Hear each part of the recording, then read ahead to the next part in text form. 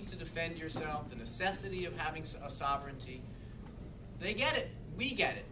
And at moments like today, if every institution in the world was as thoughtful about these these things as the United States Congress was, I think we'd be a lot. That I wrote that said that if you had a child born in Jerusalem, They can't put on Jerusalem. they can't put Jerusalem, Israel. So I said that has nothing to do with foreign policy. That's a ministerial thing of the United, and that's within the purview of Congress. We don't need any out at all. Well, President Bush signed the law. It was included in a larger State Department bill. He signed the law and had something called a signing statement. We said, but I'm not going to enforce this section. It's in the courts right now. We've lost in the lower courts whether or not you should be able to demand that. But this is the constitutional thing. But I You would would know agree. this better than I would. Is there any other country in the world where we don't have our embassy in the nationally There's no other country in the world where it's like, how about this? I'll go one further.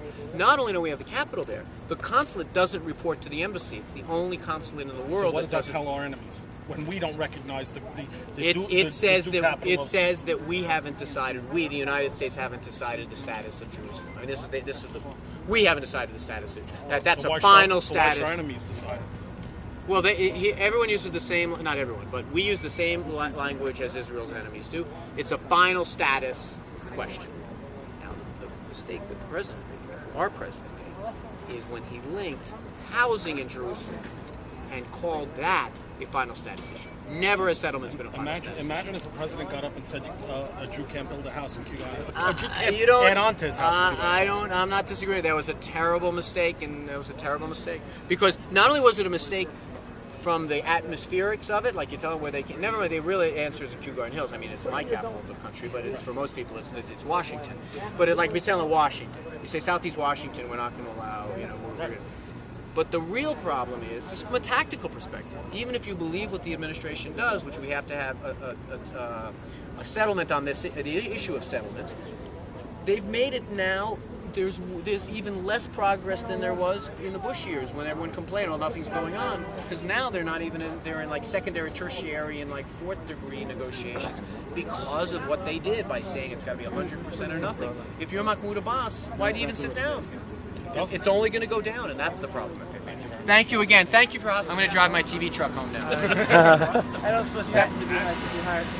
I'm in front of the Rabbinical Seminary of America, where Congressman Anthony Weiner had a town hall meeting that was packed with supporters of Israel. You know, often it is the case that the Jewish community here in New York speaks unequivocally in support of Israel, but in this case things aren't quite that simple. Although the people here at the seminary were in support of Israel, there were other protests around the city today. Some of them were very critical of Israel's leadership.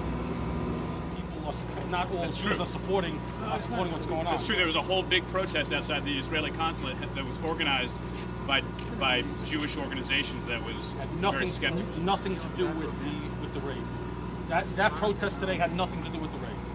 You should watch my story through the thing. What, the guys wearing the sackcloth? Oh no. These were modern Jewish folks. My issue with what you were saying was just your segue made it sound like you were. I appreciate it, but I mean, I think I'm being fair that I appreciate what you're saying. I just don't think that's the way it's coming off. Okay. You're right. UN Secretary General Ban Ki-moon has called for an end to the Gaza. UN Secretary General Ban Ki-moon has called for an end to the Gaza blockade. The United States has not gone quite that far. Secretary of State Hillary Clinton has called the situation in Gaza, including the blockade, unsustainable and unacceptable.